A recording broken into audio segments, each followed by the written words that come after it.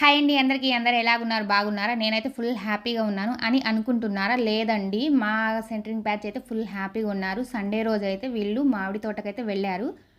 ఇంటి దగ్గర నుంచి నేను బగారా రైస్ అయితే ప్రిపేర్ చేశాను. కర్రీ కూడా కుక్ చేస్తానన్నాను. బట్ వద్దు వదిన, మేమైతే తోటకెళ్ళి అక్కడ కుక్ చేసుకుంటా ఉన్నారు. సరే మీ ఇష్టం అన్నాను. కర్రీకి సంబంధించిన ఐటమ్స్ మొత్తం ఇంటి దగ్గర నుంచి తీసుకెళ్లారు.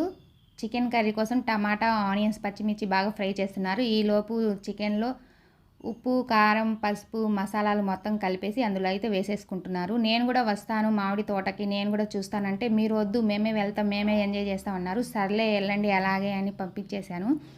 ఈసారి మాత్రం నేను కూడా కంపల్సరీ వాళ్ళతో మామిడి తోటకైతే వెళ్తాను. మా ఊరి మామిడి తోట నేనైతే ఇంతవరకు ఎప్పుడు చూడలేదు.